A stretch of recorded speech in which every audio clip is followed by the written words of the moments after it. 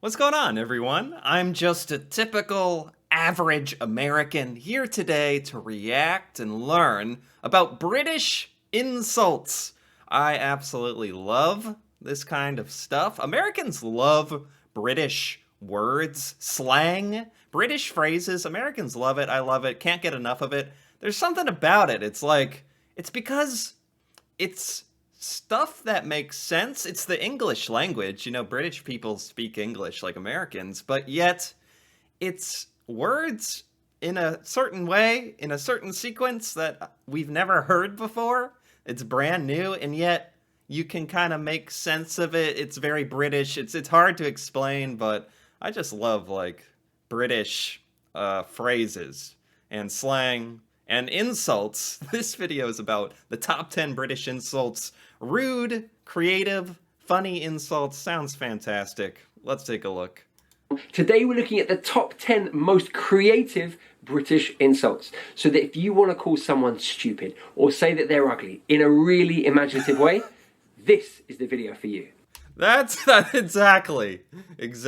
Perfectly said. It's like you want to make somebody feel bad. You want to insult them, but in this sort of amazingly eloquent, interesting way. Just use a British insult. Okay, here's number 1. Number 10, no oil painting. No oil painting. This is a great way to say that someone is ugly. No oil painting? Okay, because oil paintings, they're quite beautiful, right? But if you're saying someone is not an oil painting, then they're not beautiful. So I get it now. I was like, what? No oil painting. Wow. Wow. This is great. Number 10 is great. This is like the perfect starting point. You're no oil painting. That's another thing. British phrases and insults here is just stuff that Americans would never say to each other ever.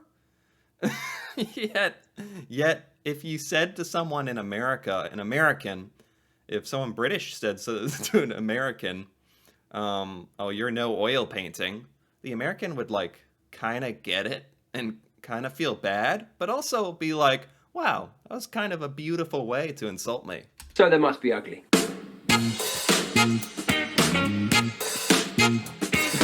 Look, mate, let's be honest. Your ex was nice, but she was not oil painting, was she? I didn't know we were gonna get actual examples of this. Wow, very good. Ow! That stings. That hurts. But there's more. One of my favorites. Are these actually common in Britain? That's always something I kind of wonder when I hear these lists. As an American, it's I for the most part haven't heard any of this stuff, so I'm always like, this is amazing. Is this commonly used in Britain? To have a face like a bulldog chewing a wasp. To have a face like a bulldog chewing a wasp. Again, this means that someone is ugly. That is so specific and so detailed. It speaks for itself why Americans really enjoy this stuff. A face like a bulldog chewing a wasp. That is so specific. Right? Imagine a bulldog trying to chew a wasp. It's not very beautiful, right? Don't get me wrong, right? You're a good-looking guy, but in the morning, sometimes your face does look like a bulldog chewing a wasp. Just saying. Really paints a picture in your mind. American insults are just way to the point, very direct. It's one word. You're a blank. Where it's no, these British insults have some poetry going on here. So, sort of. Now, if you said that to someone, they'd be pretty insulted, okay? It's not terribly rude. You're not using any swear words, but it's a very creative way to say that someone is ugly. Now, there are variations of this. You could say you have a face like the back end of a bus. That's another nice one. I feel like I might have heard that before. The back end of a bus. I definitely didn't know what that meant. Is the back end of a bus that ugly? Anyway, but it sounds mean when you say it. You have a face like the back end of a bus. You don't. I'm not saying that you do. You're beautiful. Don't get me wrong. but you can say it to someone else. Another variation is you have a face like a slapped ass. What? You have a face like a slapped ass. Use those with caution. Now, all 10 of these insults come from those are the variations, okay.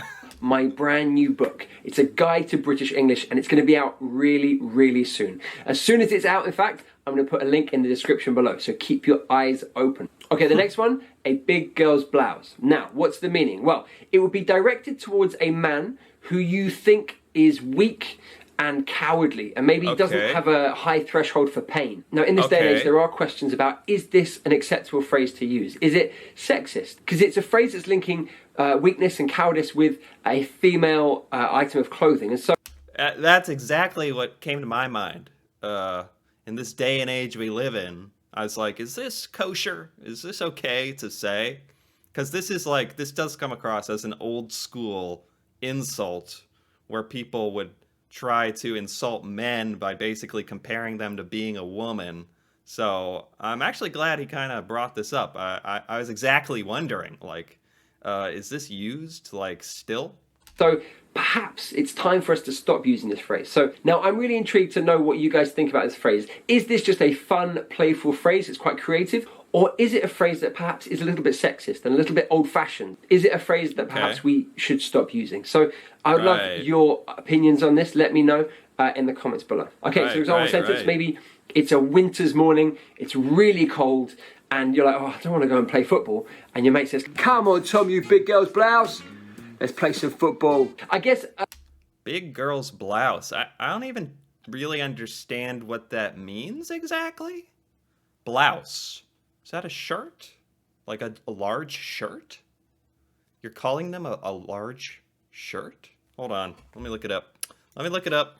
Blouse means... blouse meaning in English. Here we go. How about blouse meaning in Britain? A shirt. Yeah, okay. Shirt for a woman. A big shirt. You're calling them a big shirt. Okay. A synonym would be wimp.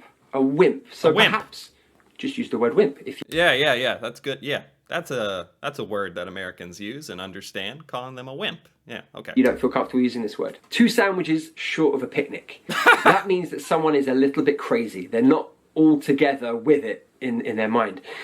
This is something that kind of exists in America. Although Americans are rarely this eloquent still when, like, insulting people. But this kind of joke exists where it's like a couple blank short of a blank. Like, whatever, a couple puzzle pieces short of a puzzle or so. You know, you're lacking something that would create something complete. 2 sandwiches short of a picnic. It's a good way of saying it. As meaning, like, dumb, basically. Crazy. I usually, in America, I've only ever heard this as, like, calling someone unintelligent, I think.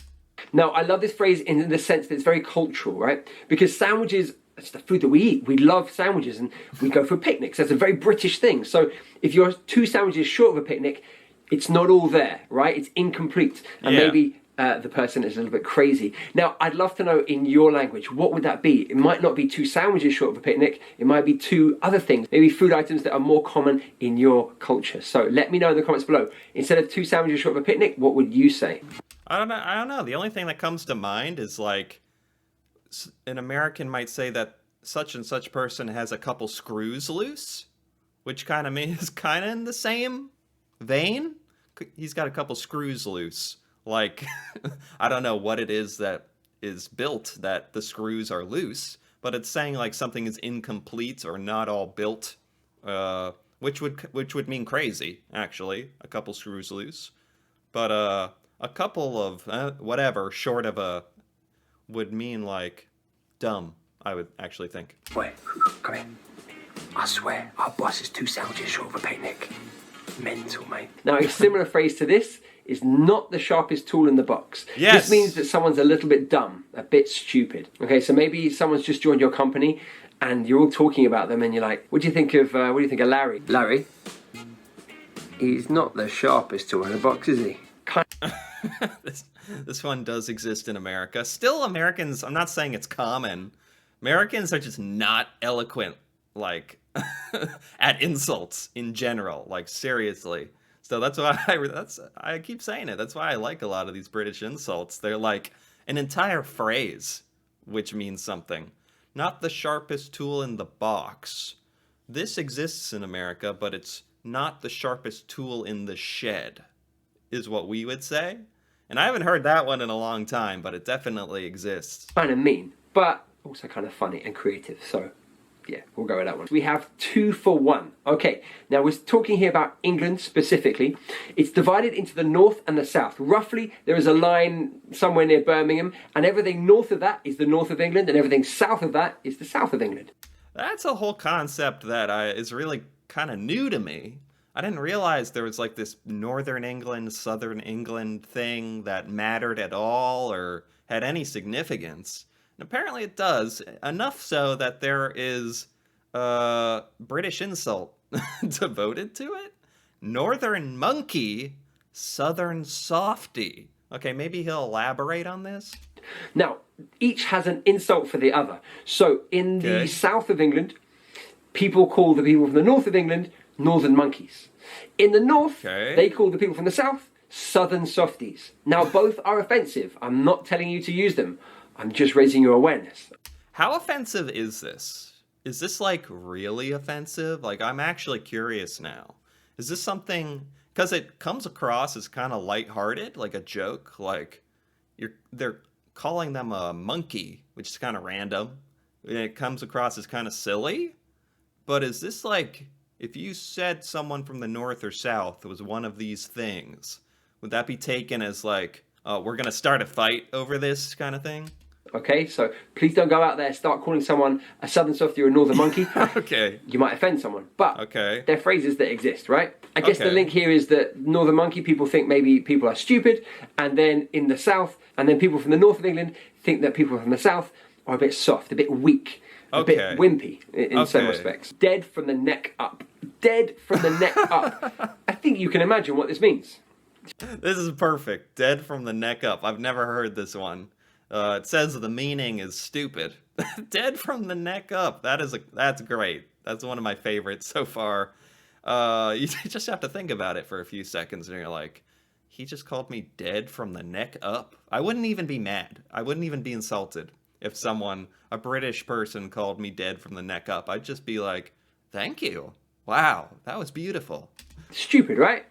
Dead from the neck up. So your brain, there's nothing there. There's not nothing going on. Mate, I swear, that guy in the canteen, dead from the neck up. Honestly. Okay. Nothing. Dull as dishwater, or dull as ditchwater, depending on what you say. I usually say dishwater. Basically, it means really boring. If someone's really boring, you say, wow, he is dull as dishwater. Like, he is so boring. Mate. Okay. Dull, this is a good one.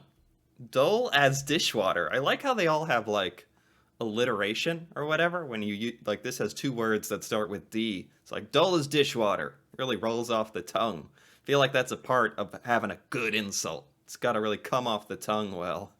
Dull as dishwater. Never heard of that. Dishwater's pretty dull. I like it. I feel like in America, the closest thing you'd ever come to is we would use the word dull, but I've only heard like, he's dull as a rock or dull as a wall. Like, not quite as creative as dull as dishwater. That kind of proves some of my point here, where it's like, the British version just always seems to be more creative. Hey, mate, what do you think about Kate's new boyfriend? Yeah. He's dull as dishwater, mate. But it's so boring. Oh, my God. Yeah, what? Yeah, coming. Oh, get back. Coming. Okay.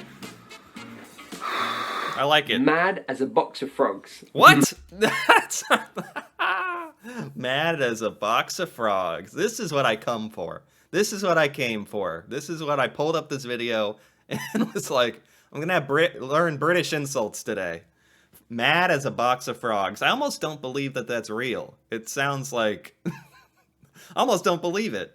Mad as a box of frogs. So this means crazy.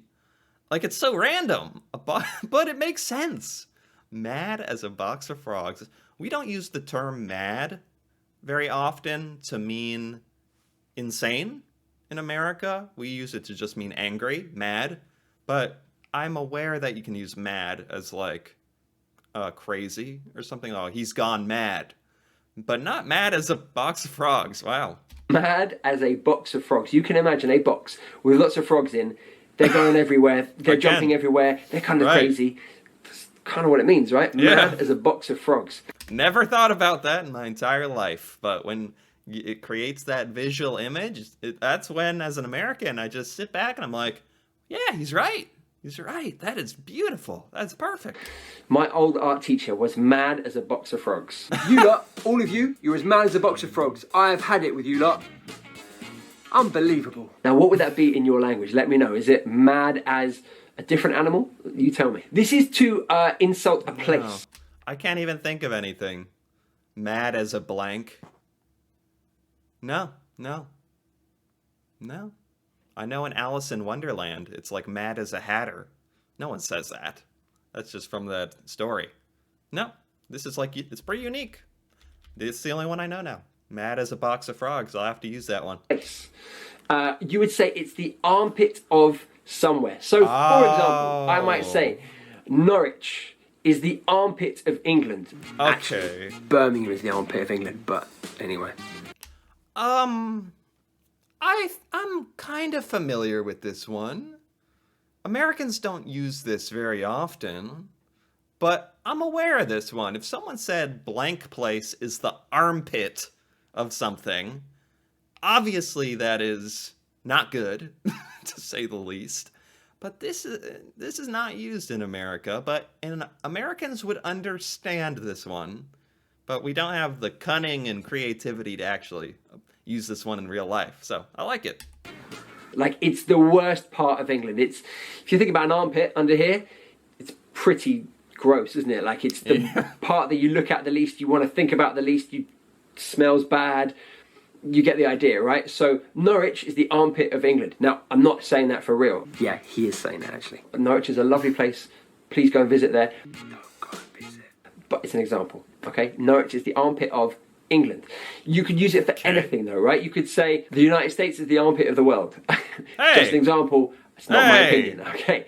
So you could have lots of creative ways to play. Why is that what popped up in his mind first? With that, right? So the armpit of somewhere. So it could be a city, it could be an area, could be a country, could be the world, whatever it might be. The armpit of something. 10 fantastically creative ways to insult someone. Now, please, be careful with these phrases. Don't go around being offensive. Be careful. None of these phrases would be offensive in America, so I'm actually good. I'm good to go. I'm good to roll out and just start using these on people. They are not even going to be mad. They're going to be like, whoa, man, you are something else. You got these fancy phrases rolling off your tongue, and I'll be like, took a little YouTube lesson earlier. Actually, I won't tell them, and they'll just be like, whoa, how's he do it? Use them with people who would understand and not get offended by you, okay? Now, please go out and insult. All right, guys, thank you so much for watching. Remember, Okay, that's it. Wow. This was by Eat, Sleep, Dream English. I liked this. This was perfect. This was great. I was like thinking top 10 British insults. These are going to be pure entertainment for me. And they are, man. And they did not disappoint. Although maybe number 1 was about being the armpit of something. I think number 2, mad as a box of frogs. I liked that so much. Maybe that would be my number 1 in this list. But either way, very good stuff. Actually, I feel like I want to watch this again later and start memorizing these, because these are like 2 sandwiches short of a picnic. Right. Trying to remember more of these. The northern southern thing doesn't really apply. Dead from the neck up, right? Oh my gosh. These will never cease to entertain me. I've never heard like almost all these. Never heard them before. Great stuff. Anyway, if you enjoyed this video, if you enjoyed this reaction, feel free to give it a like or leave a comment. And if you're interested in more videos like this, me reacting to British culture, Britain stuff in Britain that I've never heard before, feel free to subscribe for more. And until then, thanks for watching, and see you next time.